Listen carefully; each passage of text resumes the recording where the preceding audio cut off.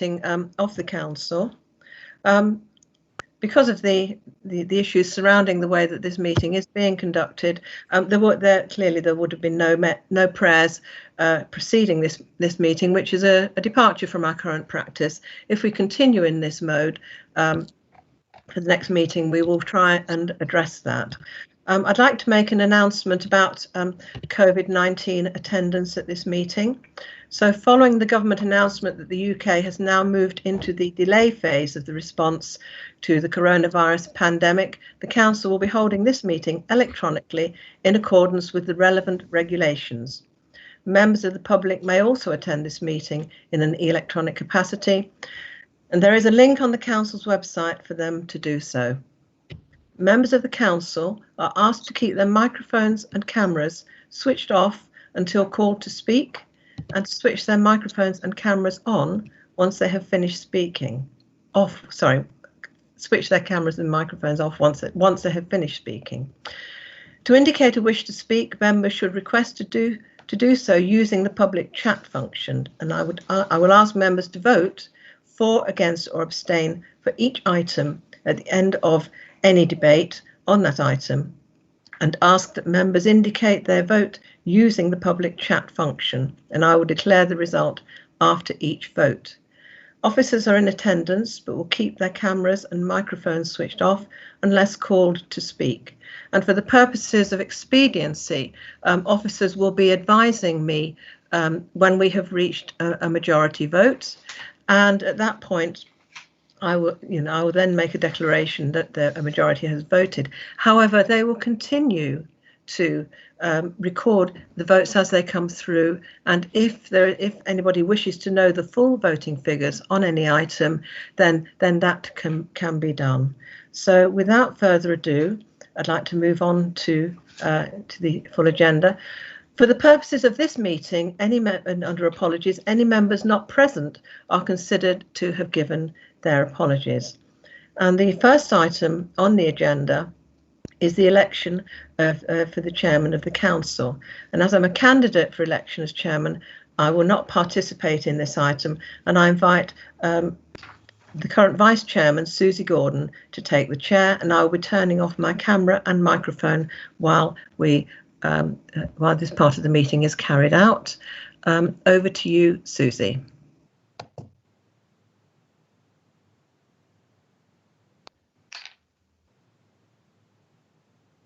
Good morning. Could I just remind everybody, please, to turn their cameras off because of all the feedback that may occur?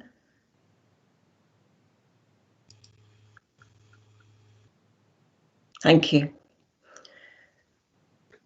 So if you're speaking, then you turn the camera on. Thank you. Could I invite David Williams to move his nomination for the chairman of the council, please? Vice Chairman, good morning and thank you. The tradition that we have at Hertfordshire County Council that our chairman and vice chairman serve for 2 years means that on this occasion, I'm able to say with absolute confidence what an outstanding ambassador Colette has been for the council over the last 12 months. I know that the period of lockdown over the last 8 weeks has been immensely frustrating in terms of the chairman's civic role, but I'm sure we all hope that normal service can be resumed as soon as possible. So, Vice Chairman, I move that Colette Wyatt-Lowe be elected chairman of the council to hold office until the annual meeting of the council next following. Thank you. Could I invite Teresa to second, please? Yes, I really like to second and condone absolutely everything David said in relation to Colette's year. So, and yep, second. Thank you. Are there any other nominations? Excuse me. No. I can see no other nominations or anything on chat. So if I could now ask you all to vote by just typing in the chat. Thank you. And shortly, the Democratic Services will let us know when we've reached a majority.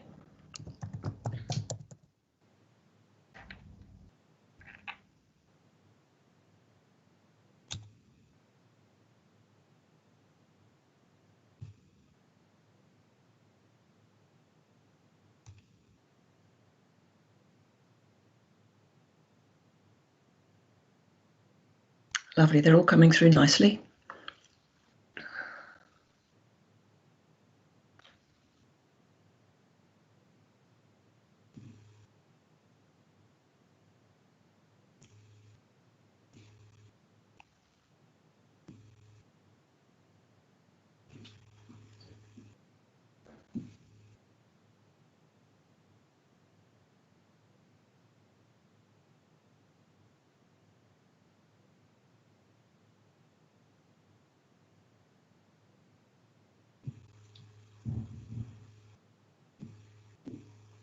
I think shortly Democratic Services will let us know.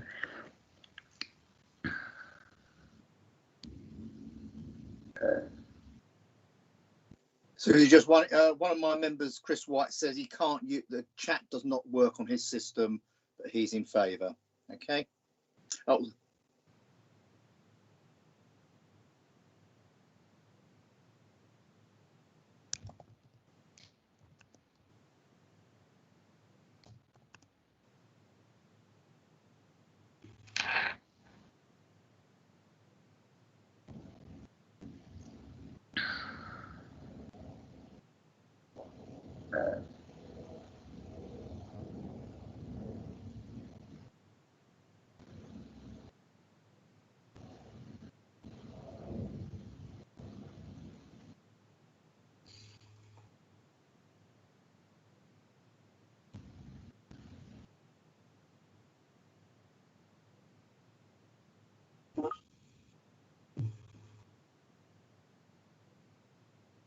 Lovely, I can see the majority has been reached. And I now declare Colette Wyatt-Lowe elected as chairman of the council. If you would like to return to the screen, Colette, and make your declaration.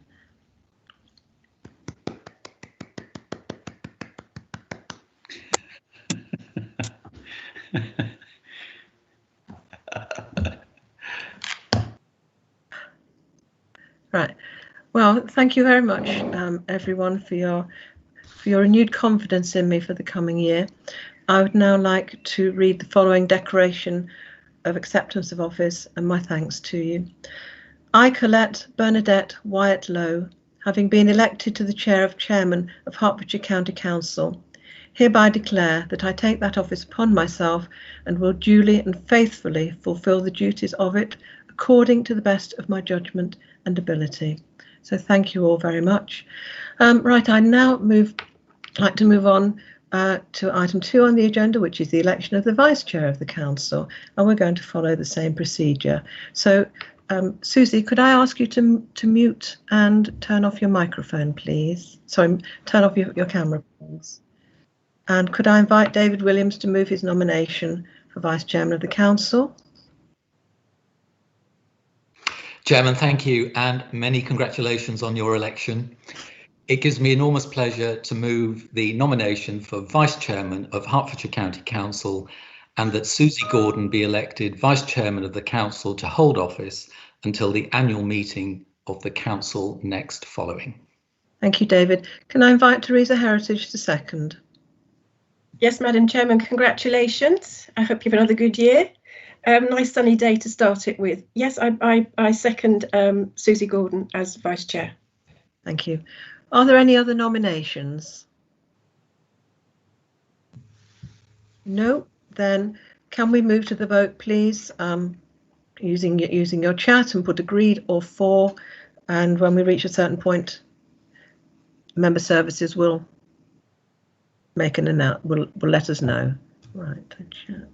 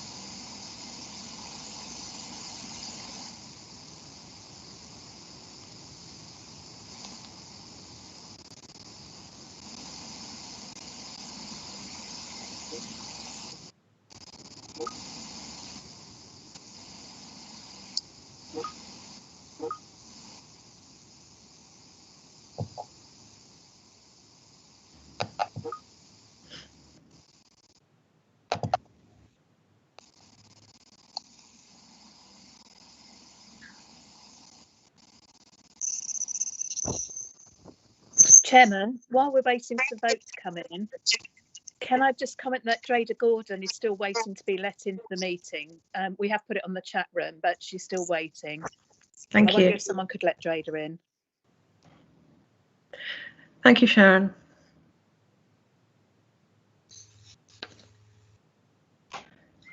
It has been agreed. How do you know? I can't see it. The Stephen Charteris' post. Where? Right. It's gone. Sorry. Right. Okay, that has been agreed. So I declare that Susie Gordon has been elected as Vice Chair. Susie, can you come in back into the meeting? Susie, can you come in back into the meeting? Yes, I'm in the meeting. Right. Yes, I'm in the meeting. Jolly Right. good. And therefore, can you make declaration? And therefore, can you make declaration of I, Susie Gordon, having been office of Vice Chairman of County Council, hereby declare that I take that office and will duly and faithfully fulfil the duties of it according to the best of my judgment and ability. Thank you, Susie. And I have to say, you've been a wonderful Vice Chair for me, and I'm looking forward very much to working together with you for the benefit of Hertfordshire over the next year. And we're going to have great fun, as well as being as well as serious endeavour. Thank you. Thank you. Before I move on to item 3 on the minutes, I've been asked why we are doing this formally. It's because in a public meeting, although we don't usually get members of the public attending in any great number, it's very obvious to see from the mood in the council chamber what the mood of the councillors is, and there is an opportunity there for everybody to say agreed. Because we are conducting this meeting in the way that it is being conducted, for the purposes of absolute transparency, we are going for a vote on each item. And it may be a little bit cumbersome, but then nobody can turn toward this in the future and say, but how do we know the votes were properly conducted? This is a visual demonstration of the fact that these votes are being conducted in a proper and transparent manner. Okay.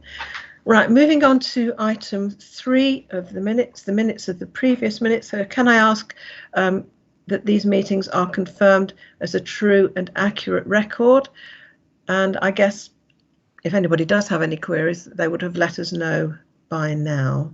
So can we take that one as agreed? And if anybody does have any concerns about this, then they need about the accuracy of the minutes, then now is the time to raise them in chat. And I'll be looking at chat for a few moments to see whether that anyone has any problems. And again, when we've reached the 50% mark, 51% mark, then majority mark, we will move on. William, I can't see Steve's thing.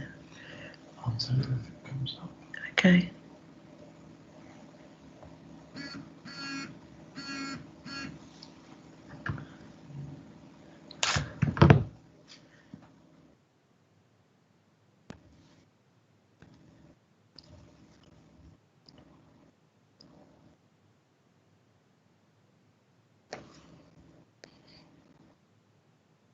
Majority reached, carried.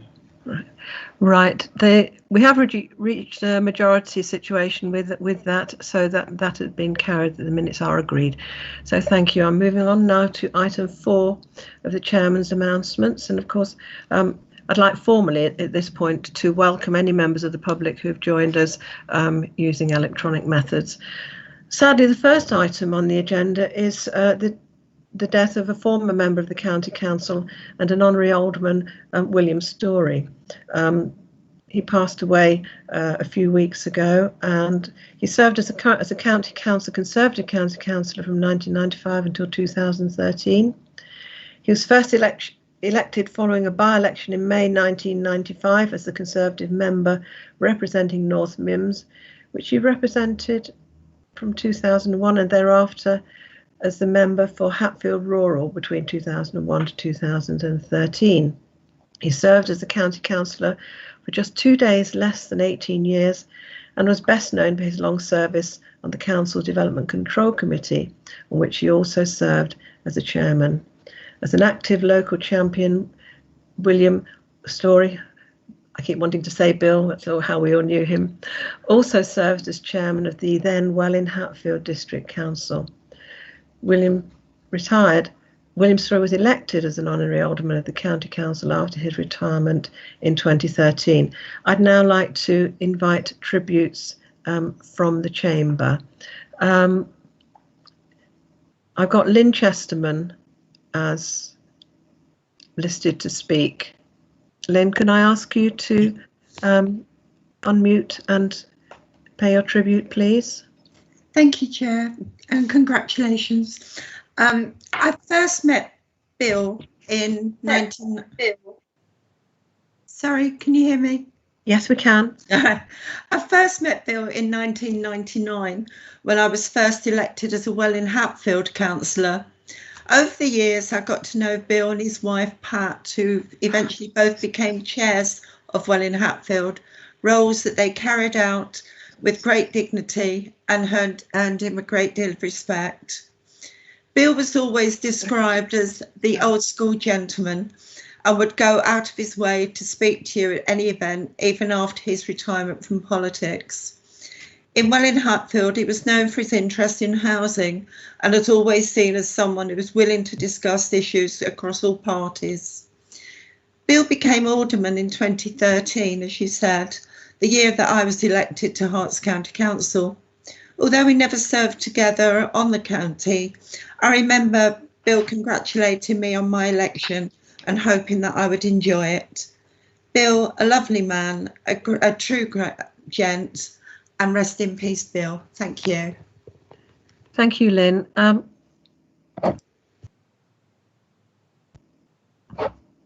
Thank you, Lynn. Could I now ask Stephen Giles Medhurst to make the tribute from the Liberal Democrat group? Stephen.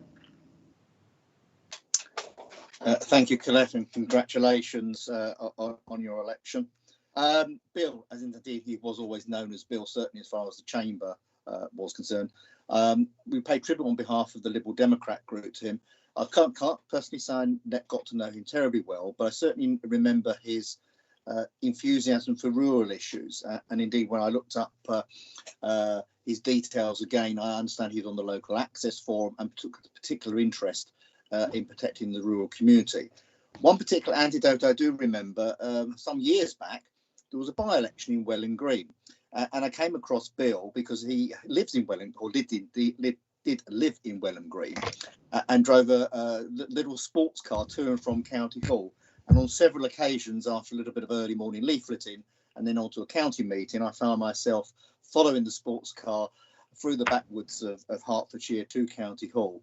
And Bill was quite an amusing character in that respect. He took great pleasure speaking to other members of other political parties about his enthusiasm for his local area and for the work he did as a county councillor. And he certainly was a person of the old school variety, a true gentleman as a county councillor. And I think that's the way he will be remembered and respected. Thank you, Stephen. Do we have somebody from the Conservative group wanting to pay the official tribute? Okay. Yes, please. Right. Stephen Bolton. Thank you. Can you hear me? Yes, I can. Thank you. Well, I knew Bill for almost 40 years because I moved to the parish that long ago, and Bill then was serving on the parish council, and we served together there for about 40 years and for, I suppose, 15 years on borough council. We didn't overlap on county because Hatfield Rural is my division, and which of course was his. Bill was very interesting, very knowledgeable chap. One of the last people I knew who was of the wartime generation and had an interesting career. He was a chartered surveyor, did all sorts of things as a quantity surveyor, actually went out to Egypt at one time to help build the underground in the desert, which was an interesting story. But he lived a very full life, and right till the end. In fact, in February of this year, he came to the local civic service at North Mims Parish Council, and I was able to have a chat with him then. So a great gentleman, a great servant to the public at all levels of local government, and we shall miss him. Thank you very much, Stephen. Does anybody else wish to pay a tribute? Hello. Yes. Chairman. Richard.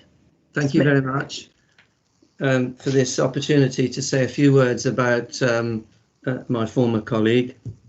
I know much has been said already this morning, and I won't repeat it all, but I thought it would be worth noting that as far as I can calculate, he was 94 when he unfortunately passed away.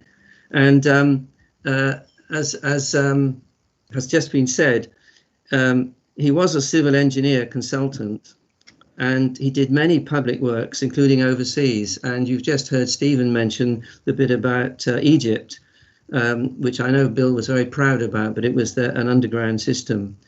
Bill had an amazing record of service on North Mims Parish, then Welwyn Hatfield District Council, and finally County Council.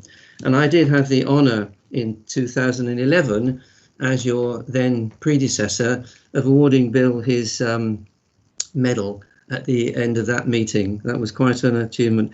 But yes, I think that what is often not known is that Bill was involved in so many different activities. It's almost unbelievable.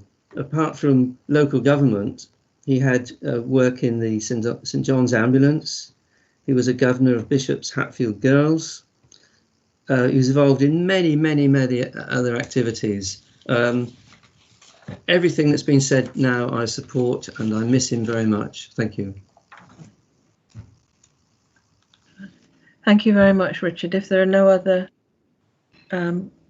people wishing to speak, I served with Bill on Development Control Committee meeting, and he was a very incredibly knowledgeable man, great pleasure to work with, true gentleman, as it already been said. And it really is true that he did once ride on a horse up to County Hall to deliver a petition.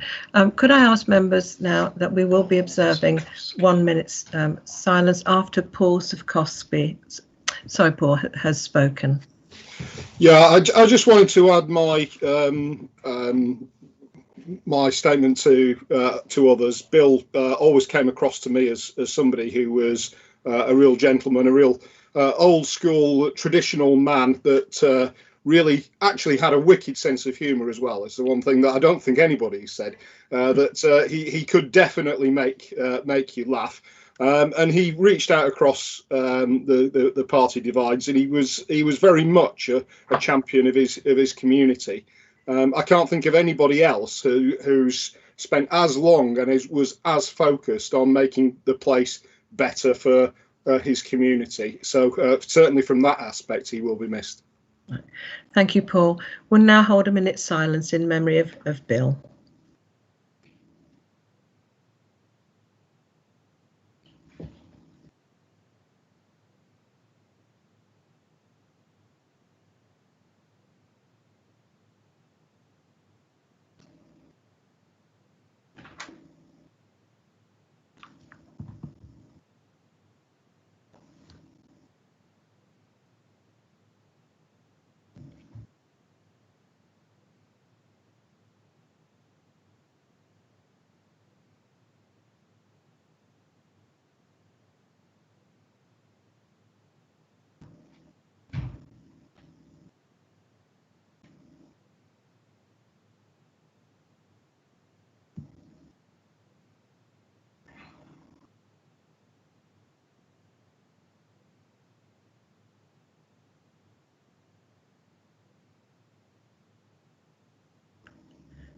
Thank you, everyone. Right, moving on to item 2 of the Chairman's announcements. Hertfordshire and West Essex has been escalated from a Sustainability and Transformation Partnership, STP, in the very recent past. So partners were notified in April that that Herts and West Essex have been escalated from an STP to a fully fledged integrated care system. So that's another set of acronyms to grapple with in the future. More importantly, this will mean more local autonomy to set financial and performance targets in line with local health and care priorities, and self-assure our plans as a system rather than by the regional office. So Dr. Jane Halpin has been appointed as Chief Exec of the ICS and also of the 3 clinical commissioning groups. And I'd like to thank Ian McBeath and Beverly Flowers for their work since July 2019 as co-leads of the STP in helping to work towards achieving this newly integrated status. And as a previous chair of the Health and Wellbeing Board, I'm very well aware of how significant an appointment of this integrated care system, how important it is that this has been achieved. Moving on to item 3, Ian McBeath has been appointed to the role of Strategic Director for Health and Wellbeing for Bradford Metropolitan Council. So members were informed last week that Ian had been successful in being appointed to the role of Strategic Director to Bradford, and Ian will start this role in August. There will be plenty of time to thank Ian for his contribution to Hertfordshire County Council over the coming weeks. And I also plan to ask for your comments on the next meeting of the County Council in July. And I got to know Ian very well indeed when I was a cabinet member. He was my Director of Service for most of that time, but I will hold my stories until the council meeting in July. Moving on to item 4, the award of the A602 contract. We're very pleased to announce that at the end of March, Hertfordshire County Council successfully awarded the 15.6 million construction contract for the final phase of the planned A602 improvements project. The contract with Interserve Construction Limited is currently being mobilised, and the main construction works are due to commence on site in June 2020. This is a project which is jointly funded by the Hertfordshire Local Enterprise Partnerships and the County Council, and will deliver a series of significant improvements to the A602 between Stevenage and Ware, and ensure that the route has increased resilience to deal with planned growth. And I know that the local people in that area will be extremely grateful when that has been achieved. So, moving on to items 5 and 6, and we have time limits for speeches and debates, which are the usual. The mover of the motion gets 5 minutes. First speaker for each group gets 5 minutes, and the seconders get 3. So item 5 is the Local Government Act 1972-Section 85, Public Health Emergency relating to COVID-19 or coronavirus, failure by members to attend meetings. Could I invite David Williams to move the motion, please? David, you have 5 minutes.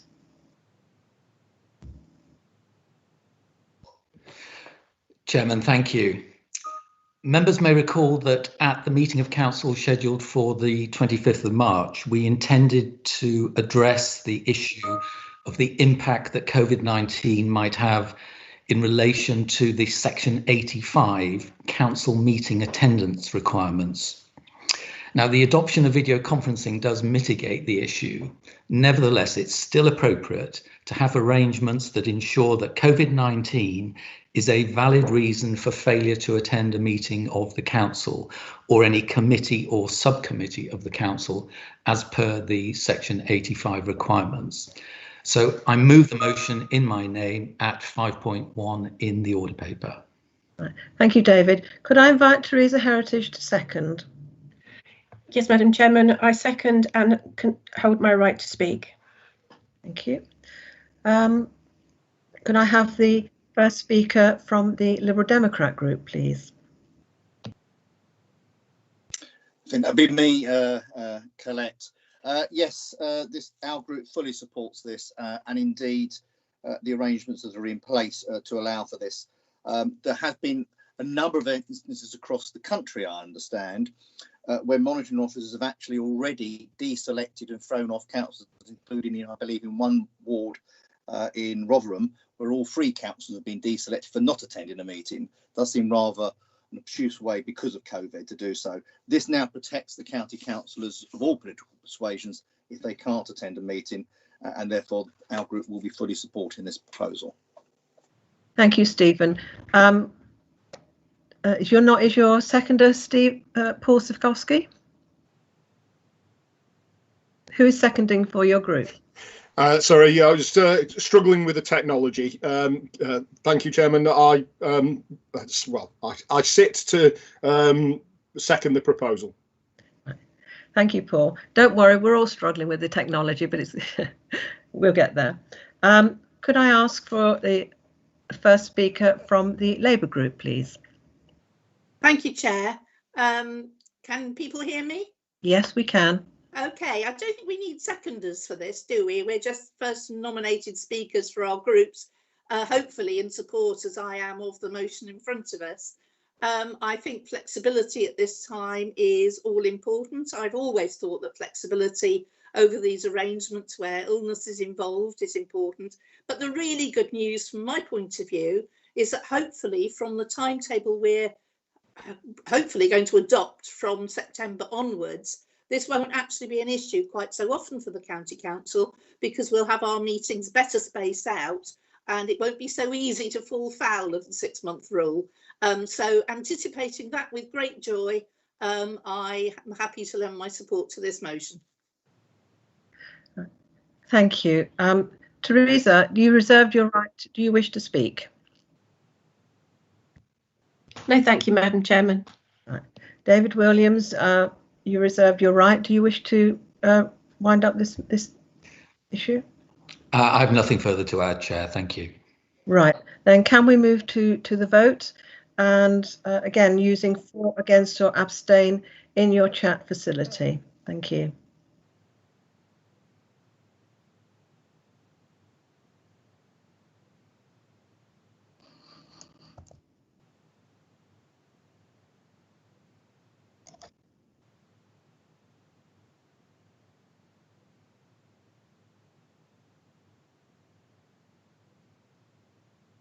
Majority reached. Right, a majority has been reached with regard to that item. Moving on to item 6, which is the political proportionality on the County Council's ordinary committees and subcommittees, Local Government and Housing Act 1989, review of allocation of seats to party groups. Could I draw the Council's attention to the Chief Legal Officer's report and to inform Council that that for the proposal to waive proportionality contained in the report to be agreed requires no member to vote against. David, could I ask you to move, please? Thank you, Chairman.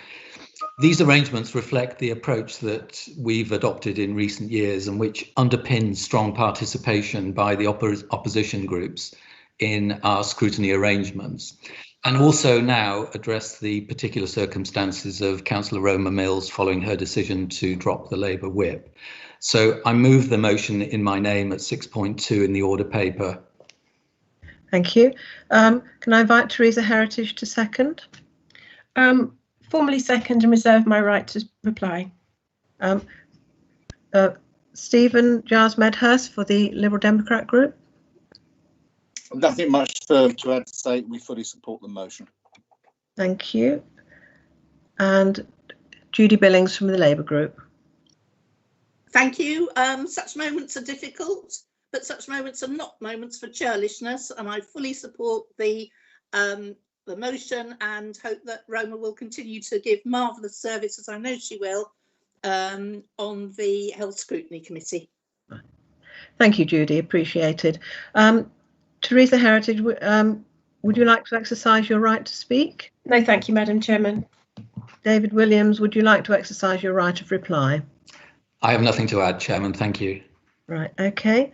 Then can I ask everyone to use the chat line to to agree this motion.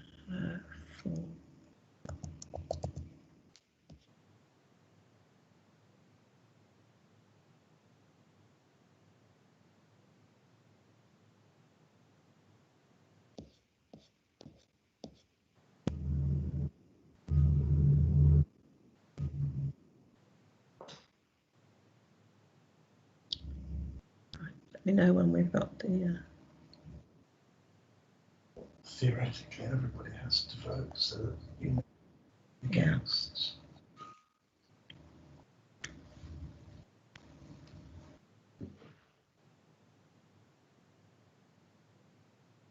Are we there?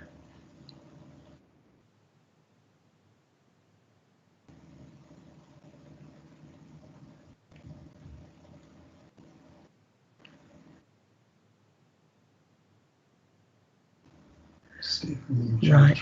Majority reached. Right. We have a majority reached, and with no opposing votes. So therefore, that motion is carried. That item is carried. Moving on to item 7A, which is appointments to committees. Could I invite David Williams to move the Conservative nominations? Chairman, thank you. Yes, I'm very pleased to move the nominations in the order paper for the Conservative group. Thank you. Could I ask for a seconder? Seconded, Madam Chairman. Thank you, Councillor Heritage. Could I invite Stephen Giles Medhurst to move the Liberal Democrat nominations? Thank you. I will move the nominations as in the tabled order paper of the Liberal Democrats to the various positions. I would like to make very briefly, as I have done at previous council meetings, the point that we don't have the ability to move a nomination in relation to the Health and Wellbeing Board because of government legislation, which enables this only to be in the gift of the leader of the council. Our view is still the case that opposition members should be represented on that board, and that remains our view, but it would be churlish of us to vote against the appointments of committees. But I wanted just to state that for the public record. Thank you, Stephen. Noted. Is there a seconder from the Liberal Democrat group? I'm happy to second that, our nominations. Thank you, Paul. Could I invite Judy Billing to move the Labour nominations, please? Yes, happy to move the Labour nominations. I also think that we should look for every possible opportunity to involve opposition members in all parts of the work of the County Council. But actually, generally speaking, the County Council isn't awfully bad at that. So I too don't wish to be churlish for the second time this morning. Thank you. Thank you, Judy. Is there a seconder from the Labour group? Yes, Councillor Nigel Bell. Second. Sorry, Councillor Nigel Bell. I'm happy to second that. Nigel, thank you. Chairman, could I ask you to move the... Sorry, Chairman, I'm now going to move the appointment for the appointment of Roma Mills to the House Scrutiny Committee. Could I ask the Vice Chair to second, please? Yes, Susie? I second. Right, thank you. Right, we move to the vote. And again, if you can use your chat to vote for, against, or abstain from the previous discussions. And again, we'll wait for the Democratic Services to announce that a majority vote has been declared.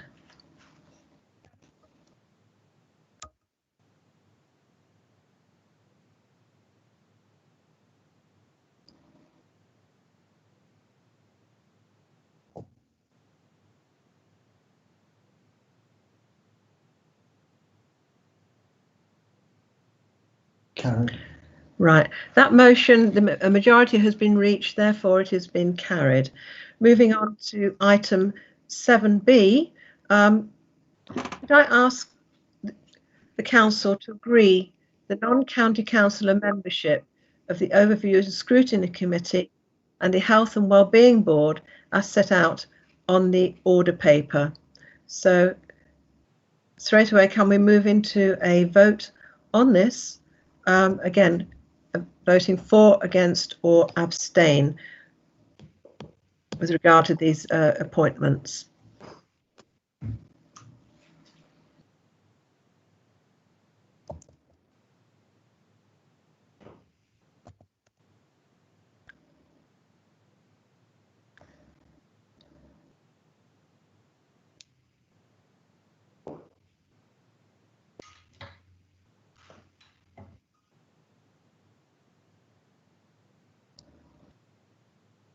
Reached. Thank you. A majority vote has been reached on that, and I declare that has been agreed, has been passed. Could I move on now to item? Chairman, could I Yes. have a quick word? Very quickly. Councillor Richard Roberts, just to say, in terms of the Health and Wellbeing Board, can I welcome Sarah Wren, who for the first time will be a representative for the voluntary sector, and also for Richard Cassidy, who's the Chief Executive of East Herts Council, and he will be able to form the link there through both the leaders and into the Chief Exec's group for district councils in relation to Health and Wellbeing Board. And I look forward at some point in the very near future that we establish exactly who the health representatives are on the board. And just also an opportunity as part of the ICS to welcome Dr. Jane Halpin taking over from Ian McBeath, as you said in your opening remarks. I'm delighted at that. Thank you, Chairman. Yeah, thank you. And indeed, those of us with long memories, Jane was involved with the setting up of the prototype Health and Wellbeing Boards many years ago. Very welcome return. Right, moving on to item 7. 7.3. Could I invite David Williams to move the motion? Chairman, thank you. So I'm very pleased to move the motion at 7.3, which enables the Chief Legal Officer to make alterations to the committee memberships during the course of the year as and when needed. Thank you. Could I invite Teresa Heritage to second?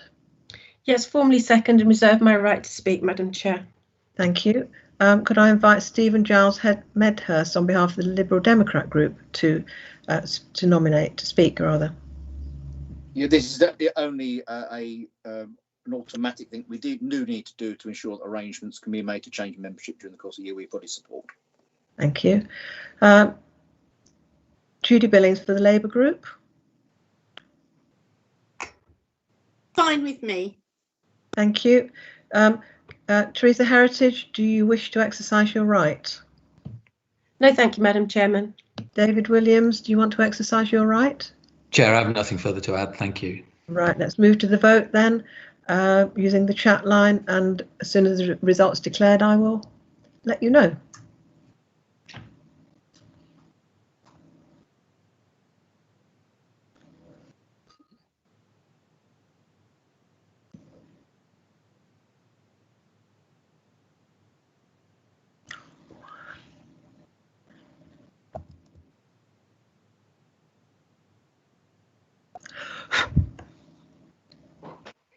Thank you.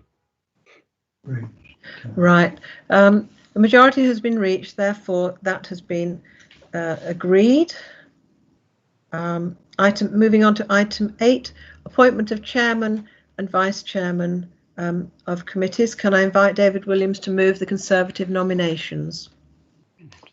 Chair, thank you. I'm very pleased to move the Conservative nominations for chairman and vice chairman. Thank you. Do we have a seconder? Happy to second, Madam Chairman. Thank you. Could I invite Stephen Giles Medhurst for the Liberal Democrats to move your nominations? In accordance with what is on the order paper and the division of the vice chairmanships, I'm delighted to renominate for Health Scrutiny Chris White, who's done a sterling job in this role over the last 3 years, and to nominate a new nomination for Overview and Scrutiny Vice Chair of Nigel Quinton. And in so doing so, Madam Chairman, I gave the opportunity of thanking Karen Hastrick, Corrine Hastrick, who for the last 3 years has operated as Vice Chair in this role, and for the work she has undertaken in Overview and Scrutiny. Thank you, Stephen. Do you have a seconder? I'm happy to second the nominations on the order paper. Thank you. Could I invite Judy Billing to move the Labour nominations, please? Well, it's the Labour nomination, really, which is a bit sad, which is Lynn Chesterman. I mean, it's not sad, it's marvellous that Lynn Chesterman is going to be our Vice Chair on Overview and Scrutiny, but I very much hope that this is the last occasion when we will have so few nominations to have to make at this point of the meeting. I intend to do so much better next year. Thank you very much. Thank you, Judy. Right, can I advise members that you can now indicate whether you're going to be voting for, against or abstain using the chat. Nominate. I'm sorry?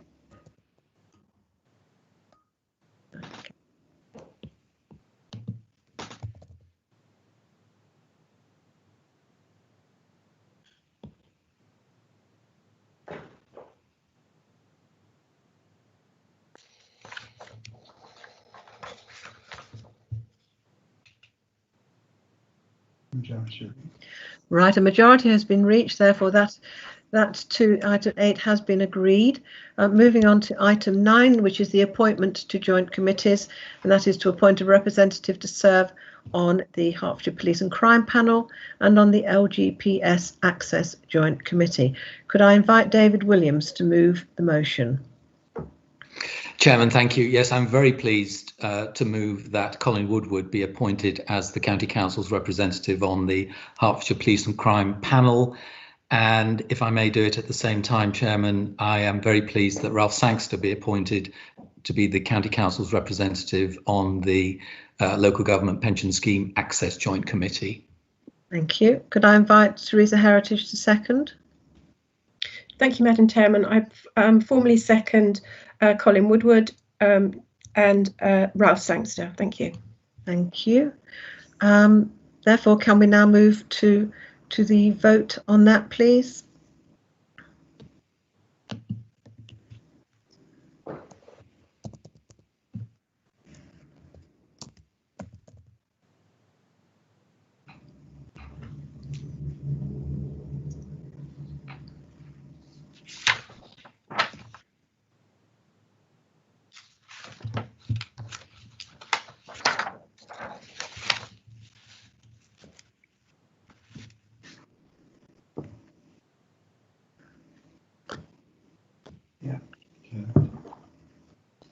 Right, we have reached a majority vote on that, and I'd like to declare those appointments made.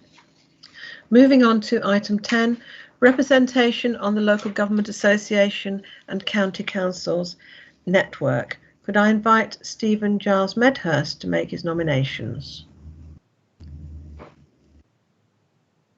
So I wasn't quite expecting myself to be first, but that's fine. Thank you, Colette. Oddly, I'm nominating myself to the Local Government Association General Assembly as a representative from the official opposition of the Liberal Democrat group, and likewise to the County Council Network in accordance with what has been agreed at the split of the places with the administration. Thank you, Stephen. I'm just working off my annotated briefing notes, but it's nice to be first sometimes, isn't it? Do you have a seconder? Yes, I'm happy to nominate second Stephen's nomination of himself for both roles. Thank you. Could I ask David Williams to move? 10.5. Thank you, Chairman. So I wish to nominate the following members to be appointed to serve as representatives on the Local Government Association, namely myself, Teresa Heritage, Richard Roberts as the Conservative members, and Stephen as the fourth member. And then in relation to the County Council's network, that the 4 representatives are myself, Teresa Heritage, Richard Roberts, and Stephen Giles Medhurst. Thank you. Could I invite Teresa Heritage to second? Formally second, Madam Chairman. Thank you. And could I ask Council to now vote, please?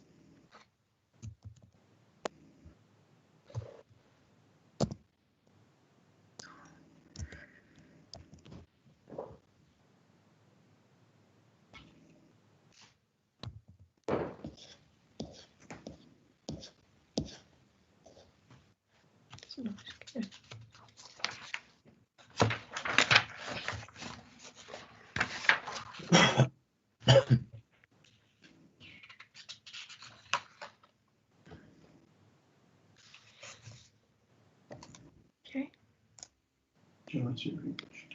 Right, thank you. A majority verdict. A majority has been reached, so I'd like to declare those appointments made. Moving on then to items 10, 11, 12. The mover of the motion, as usual, gets 5 minutes. First speakers in each group get 5 minutes, and all other speakers 3 minutes. So moving then on to item 11, which is urgent changes to the officer scheme of delegation. And could I invite Ralph Sangster to move the motion? Thank you. This report, Madam Chairman, forms part of the measures being implemented by the Council to ensure that the work of the Council is able to continue even in the face of the most severe disruption arising from the COVID-19 outbreak. provides for decisions usually taken by committees to be taken by the chief executive or directors where there is an urgent decision needed and it's not possible to assemble for a meeting. The proposed amendment is subject to a 9-month time limit, after which it will need a decision of full council to extend. Whilst it is hoped that this mechanism will not be needed, it is important to have a fallback position for all eventualities. These recommendations were to be proposed at the council meeting in March, but because of the lockdown process required by the COVID-19 regulations at that time, the meeting was cancelled. This has been the first opportunity, therefore, for this proposal to be brought forward for the council for ratification.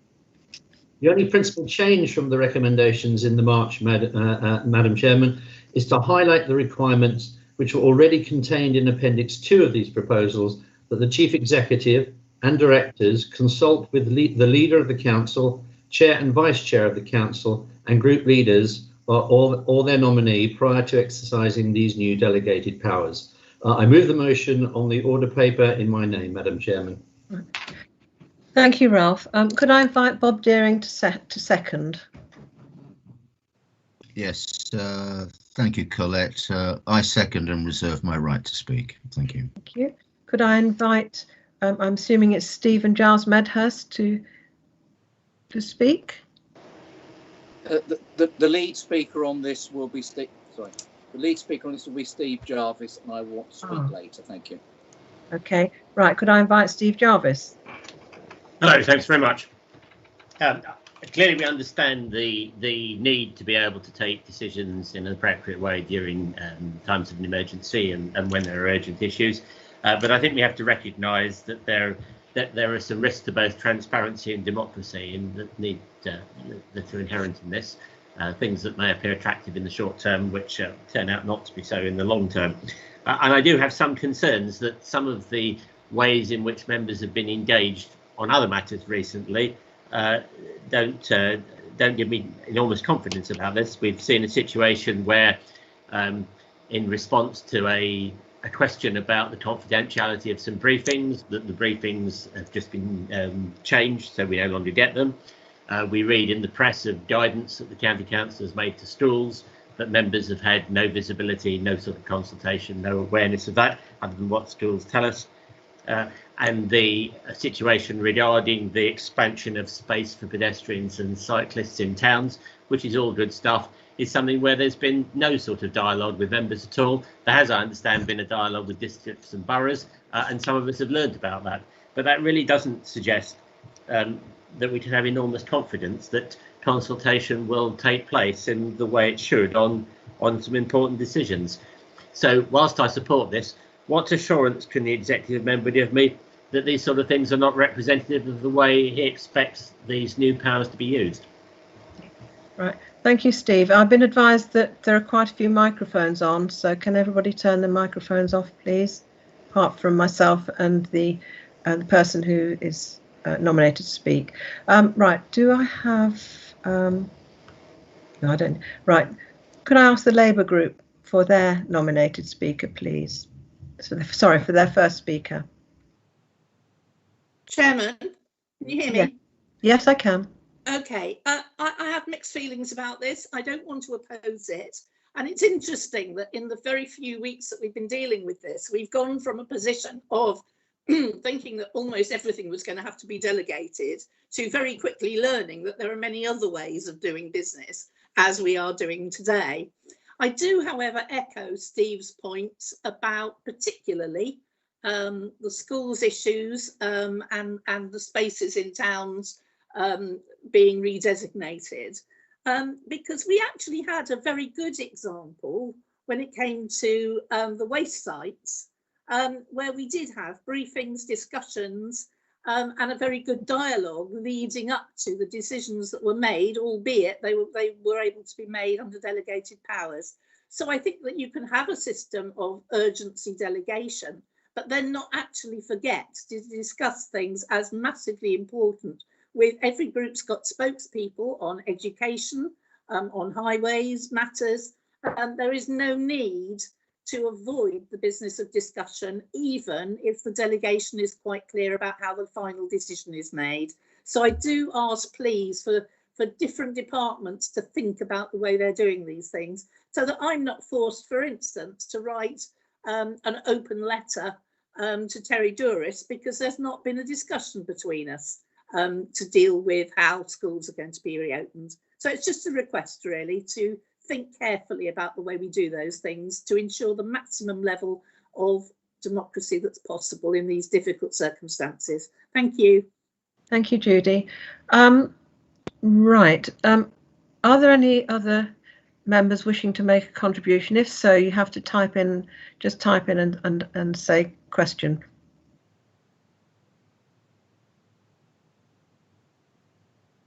Right, nobody else has indicated. Yes, Stephen.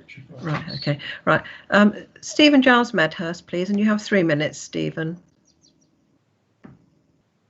Thank you. I think actually Judy's put it eloquently, quite frankly. We have been concerned about a number of issues where things are being decided, and it's been us having to chase officers to give us the briefings. That should not be the process in a democracy. It should be, if it involves local members or indeed spokespersons in terms of key issues, it should be the other way around. And I would expect that to happen in future. Judy's highlighted 2 issues. We had a very effective meeting, I have to say, with officers about household waste recovery sites. And we were, all of us were then content with the processes that were going to be followed. And I had hoped that that would have been echoed and followed through in other processes. And we're yet to see it. So the jury is out on this in terms. We'll go along with this because of the codicil that's now been added for the public to make it quite clear that opposition and the chairman and the vice chairman and leaders will be consulted about the exercise of these functions. And on that basis, we will support this. But obviously we will still stretch the administration, indeed officers, to make sure we are consulted about other decisions. Thank you. Thank you, Stephen. Richard Roberts. Thank you, Chairman. I just wanted to put a little bit of balance in here because I know for a fact that the Liberal Democrats have been receiving briefings as far as adult social care is concerned. And whilst I only speak for 50% of what this council does, I think that's a reasonable amount, and it's worth letting the public know, if they're watching, that the opposition have not been excluded from briefings on matters which are increasingly are being discussed in public. We now have our special cabinet panels in public. We've now got our full council in public, and briefings are taking place. So I just think that point needs balancing against Judy and Stephen's contribution. Thank you. Thank you, Richard. Paul Zakowski. So I just there's 2 things that I want to cover. One brought up by Richard's comments just there. The point that Stephen was trying to make was that we shouldn't be having to try and ascertain that these decisions were being made and chase officers for a briefing, that perhaps when officers are faced with that kind of decision, they should be automatically reaching out to members to say, we're making this decision, do you think you need a briefing on it? That's what's not happening here, and I think that's what Judy is very exercised about, Stephen is, and I am too. So I think you're missing the point there a little, Richard, and you know, we are able to get briefings, but if we don't know a decision has actually happened, how are we supposed to get a briefing we know nothing about? The point that I wanted to raise was that the proposal on the order paper suggests that the review should happen via a group leaders meeting prior to the 14th of January 2021. That seems an inordinately long time away for a review of some of these decision-making processes. And I wondered why we're not having that kind of review in September. 3 months. Thinking back, we're talking about a period of over 7 months between now and when that decision might actually be looked at to review this. If you think back 7 months ago, that was before COVID was even registered as a disease. You know, things have changed radically in that period of time. And I just wonder why our review of this is going to potentially not happen until the start of the next calendar year. It seems an awfully long time to me. Thank you, Paul. Can I ask members, unless you wish to speak, can you not put messages on the chat line? It makes it harder to follow and make sure that everybody who wishes to speak, rather than just make a comment. Sharon, are you making a comment or do you wish to speak? Chair, I just was keen that the decisions around how the social distancing in public places was going to operate, because it's a phased programme, so it was introduced for a number of districts first, and then other districts were in the second wave. I think that would have benefited some discussion with members, because I wasn't aware of any contact with members to find out whether there had already been issues in their own districts. There certainly have been between cycleways and pedestrian walkways in my area. So it's just one of those other examples of where some contact with members would have been helpful before the decisions were taken. Thank you. Thank you. David, did you want to come in at this point, or are you just joining the queue? David Williams.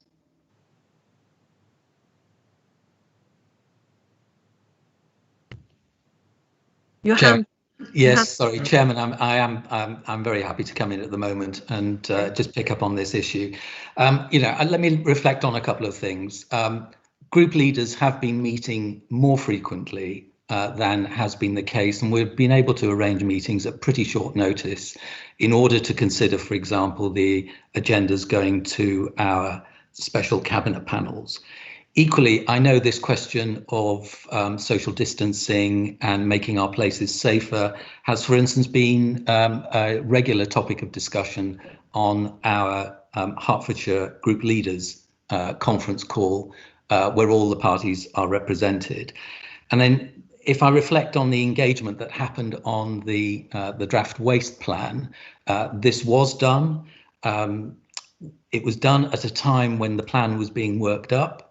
I have to say that my confidence in terms of the engagement with the Lib Dem group was tested when, within hours of a draft plan being discussed with them, it was being brought into the public domain in a particular part of the county, in the northeast of the county.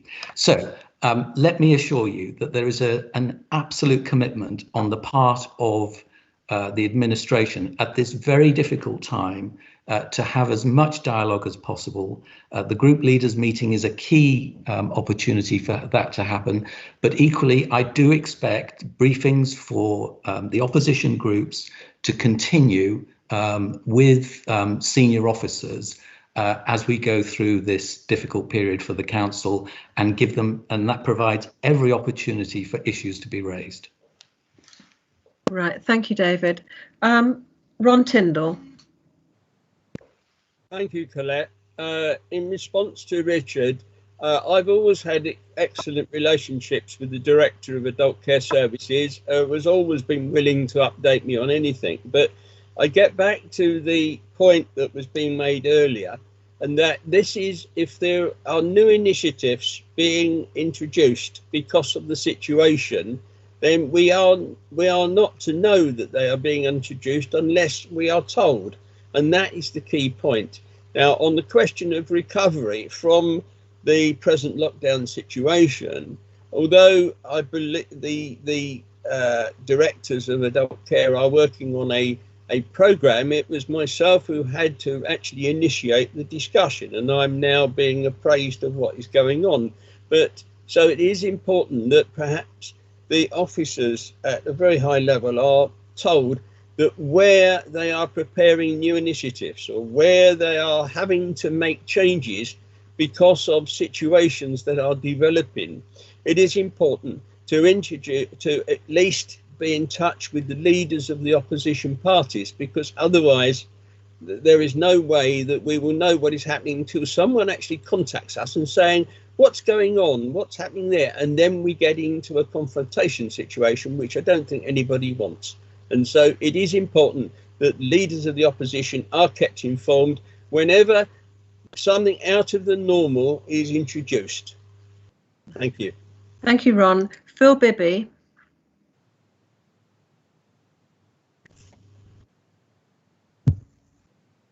Thank you, Chair. Just wanted to come back on Sharon's comments about lack of consultation with members about the safe distancing work we're doing. I would like to sort of emphasise the practicalities here.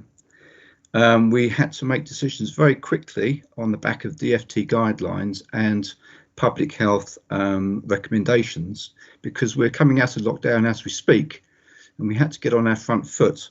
So I emphasise we had to make a decision quickly. We had to come up with some sites that we needed to do some work on urgently. We had to order the kit. And I didn't want to be in another PPE situation where we were the back of the queue. We are now front of the queue for the kit, which should start delivering this week to actually tackle the 16 recommended sites.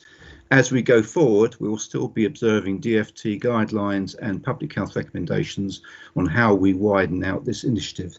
So yes, in an ideal world, it would be great to consult members, but consulting 78 members for an urgent request or urgent decision was not practical. Thank you, Phil. Terry Duris.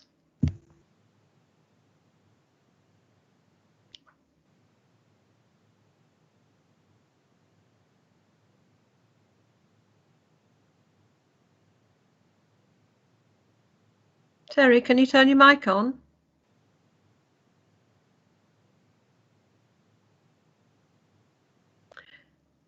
Terry, you can speak.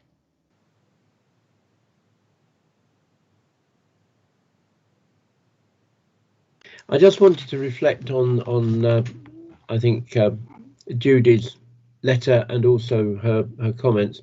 I think the key element to what we sent out to schools was to act as an aide memoire to support head teachers in their planning. And there was no element of disrespect intended to anybody, but it was simply an operational support element for schools to consider how they may best operate going forward from the 1st of June at the earliest, assuming, of course, that the 5 tests are met and the R number continues to be below 1. Thank you, Terry. Right, I have no further indications of other speakers. Could I ask Bob Deering, do you wish to exercise your right of reply, Bob? Your right to speak, rather. Thank you, Colette. Just extremely briefly, it seems to me that this is an eminently sensible proposal. It contemplates a degree of consultation, and I think it's admirable. We should vote in favour. Thank you. Right. Thank you, Bob. Ralph Sangster, do you wish to exercise your right of reply? Thank you, Colette. Yes, just a couple of words. I think given the circumstances, we all find ourselves in a position where events are moving so fast that we have to recognise that there are occasions when decisions need to be taken at an executive level, which require, as pointed out by the Executive Member for Highways, an urgency that needs to reflect the opportunity that presents itself. But I think we're all learning a little bit more about how this process is going to work. We've never been in such a situation where, personally, I've not been to County Hall for 8 weeks. And not been face to face with any of the officers to be able to speak to them. We're doing it all on virtual meetings, and I think the officers are similarly stretched in terms of their capacity to respond to the current situations and ensure that they keep everybody up to date. So I think the comments today have been useful because it gives them an opportunity to understand where there are concerns in relation to transparency and opportunities to keep people informed. And I'm sure in the future they'll recognise that and deal with it appropriately. I think the leader has given some assurance that it's our intention to ensure that everybody is kept informed. but clearly sometimes that is not always the case. I think this proposal is a safety net which we need. I don't think it reflects on some of the issues that have been raised today, because I think in circumstances where this would be invoked, we would be in a different situation, and I'm sure that the officers will be making sure that they consult where they've been required to do so by the proposal. So I'm more than happy to move the proposal and to a vote. Thank you. Thank you, Ralph. Right, can I now advise members that they should indicate their vote, as we have been doing, using the chat box and using for, against or abstain. So off you go.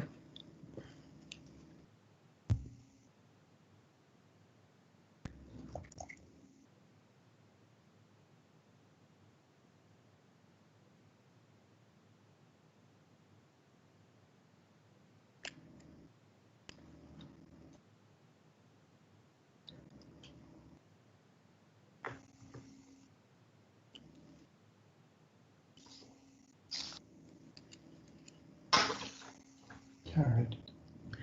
Right, I'm advised that the majority has been reached and that motion has been carried.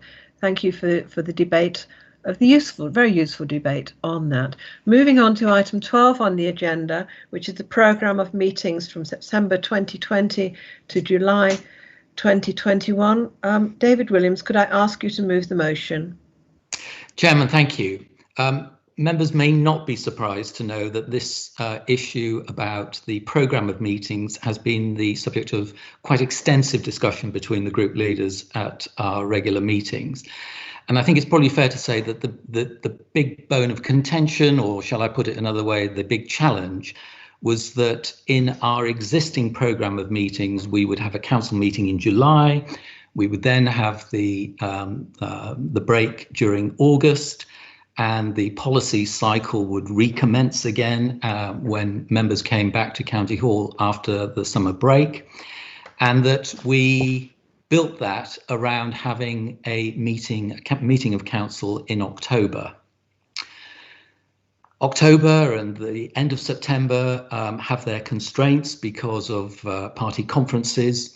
But anyway, we came to the conclusion that what we could do was to have a meeting in November, to move November's meeting to October and then have a further meeting in December. And then balancing that, rather like today, when at our annual general meeting we're dealing with other business, there was the opportunity to use the annual general meeting day in May to have a further full council meeting and deal with council business at that time. So there was not a need to have an additional meeting as such.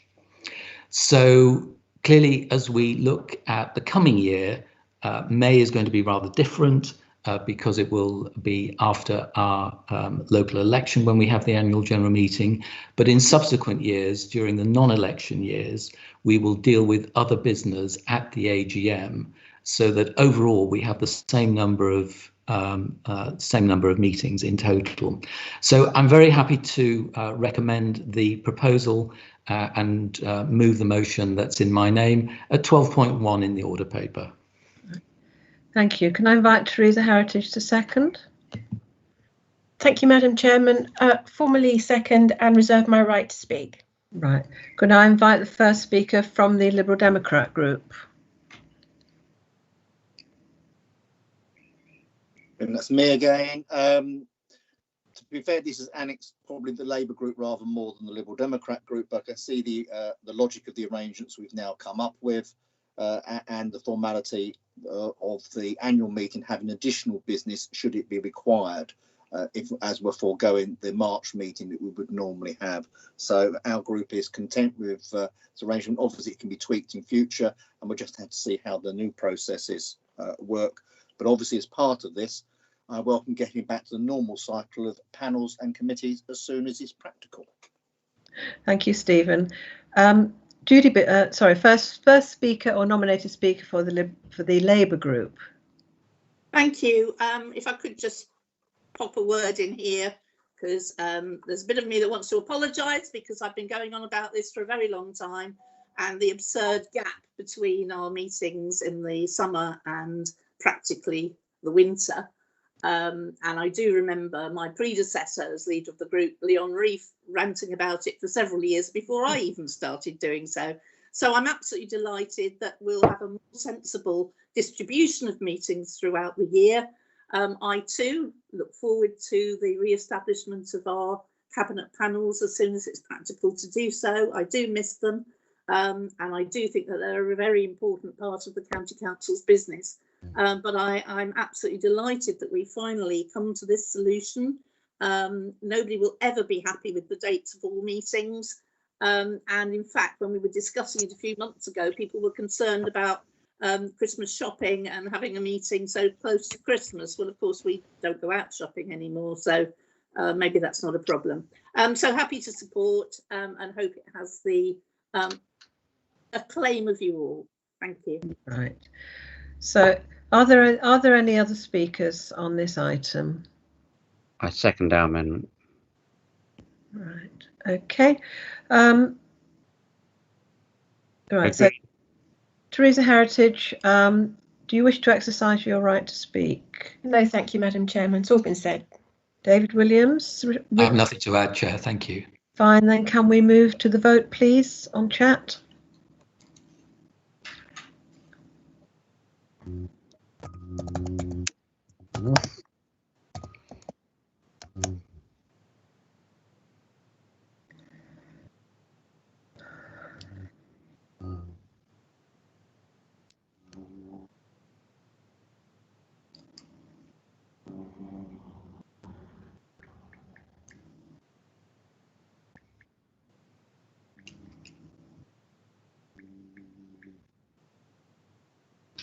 Carried. Right, I can advise you that a majority has been reached and that the motion has been carried.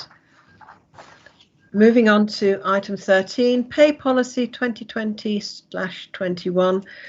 Could I invite Ralph Sangster to move the motion, please? Thank you, Madam Chairman. Each year we are required to reconfirm the Council's pay policy. This is not the same as agreeing the Council's annual pay award, which is dealt with separately. The policy before us today has only one amendment to that which was placed before the Council last year for approval. The amendment is in paragraph 7.8.1, which relates to the remuneration of the returning officer. This section has been modified to reflect the new arrangements agreed at the time of the appointment of the Chief Legal Officer, who also acts as the Council's returning officer. On that basis, Madam Chairman, I move the motion in my name on the order paper. Thank you. Thank you. Could I invite Bob Deering to second, please? Thank you, Colette. Yes, I second and reserve my right. Thank you. Right. Could I invite the first or nominated speaker from the Liberal Democrat group? Nothing to add apart from say we support this. Right.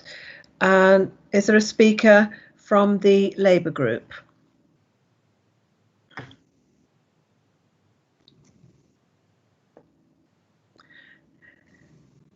Josh, would you like to go ahead? Yes. Josh, would you like to go ahead? Yes, please. You'll have to forgive me, my video camera doesn't seem to work with the virtual machine that I'm using, so I think at the moment you'll just have a nice picture of me instead, so apologies for that. I think in light of the sick pay part of this document, I'm not sure that we should be supporting this. Recently, there have been, many cases of people returning to work far sooner than they should have done. Some people not even leaving work at all, despite them showing symptoms of COVID-19. The reason for this is many of them cannot survive on statutory sick pay alone for the extended periods of time, such as those that they're being asked to self-isolate with and self-isolate for. Now, early into the pandemic, this was recognised by the NHS as an essential infection control measure, following advice from the Department of Health and Social Care. And actually, it was yesterday or the day before, I think, that the government guidance was rightly expanded to cover care staff as well. Now, given that the council employs many people in public-facing roles who themselves are now at a heightened risk of infection, it seems to me that full pay and self-isolation is something that the council should be guaranteeing for all its staff, as irrespective of the length of their service time or their role. At the moment, the policy can't guarantee that because it says that certain amounts of sick pay are awarded on the basis of how long you've been a council employee. I don't think that provides our staff sufficient safety or security in the current pandemic. There is, of course, the additional issue in there that the Labour group raised last year around senior management performance bonuses. We opposed that at the time. I don't intend to reopen that discussion now. I think you all know our views on that. But on the basis that I've laid out here in relation to sick pay and full pay and self-isolation, I can't support the policy document, and I'm calling on others to do likewise. Thank you. Thank you, Josh. If there are no other speakers, then could I invite Bob Deering to exercise his right if he wishes? Chair? Yes? Nigel Bell? Councillor Bell? Councillor Bell would like to speak. Right, well, you should be typing it in the chat bar. That's how we try. But I did. I know it's the first. Oh, gosh. Well, I haven't seen it. So sorry, Nigel, do go ahead. Bob, can you, I'll put you in abeyance until Nigel Bell has had his, his Thank word. you, Chair. Thank you, Chair. I'd just like to back up what Councillor Lovell just said, and especially on the agenda item 731 on statutory sick pay. The Labour group cannot support that. As Councillor Lovell just said, when you think of everybody and the NHS and other organisations that have had to change their policy, if people have had to self-isolate, if someone has only just joined, or if they've been a member for, say, 4 months, to not get statutory sick pay for the first 6 months, we think is wrong. And so, as I say, certainly because of at least COVID-19, we can't support 731, so we can't support this, I'm afraid. Thank you. Right. Are there any other speakers? No. Right, then, Bob, can we move to you to exercise your right if you wish? Yes, thank you very much. Again, I'll just be very, very brief. I appreciate the points that have been made, but I'm actually surprised that there is resistance to this item. This just simply relates to policy, as Councillor Sexton said previously, not to the detail of pay. And this is a policy document that is intended to endure for a length of time. It's not meant to be reactive to instant issues at any given moment. So as a policy document that's intended to sit in place, I think we should support this. I think it's perfectly fine. Thank you very much. Thank you. Ralph, would you like to exercise your right to reply? Yes, I will once I get my screen up. I can see you. Can you hear me? Yes, okay. I can see you and hear you. Excellent. I was I couldn't get my bar up on my screen to click in. I hear the concerns are relating to the COVID situation, and I think I would echo my seconder's remarks, and that is that this is a policy which is an enduring one.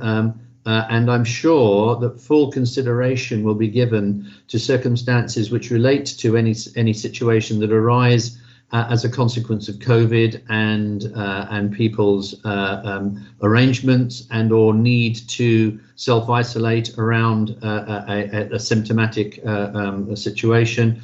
So I feel that the situation merits our consideration in terms of those special situations as and when they arise, and I'm sure our team will be looking at them. But as a policy, I think this is one that lasts for a significant period of time, and therefore can't deal with every individual issue as it arises. So I'm more than happy to present this for support. Right, thank you, Ralph. Right, could I ask Council now to vote using the chat facility, please? And as usual, I will announce the results once we've reached a majority.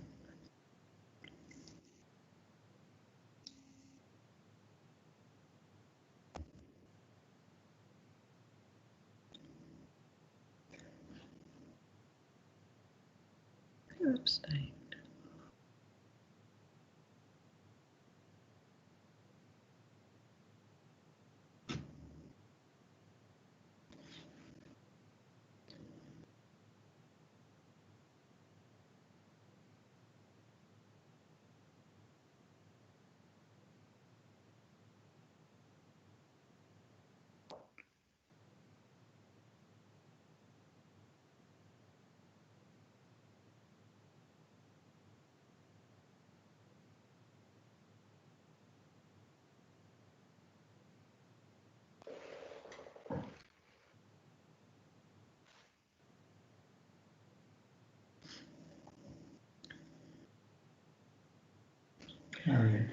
Right, a majority vote on that has been reached and that motion has been carried. Thank you, College.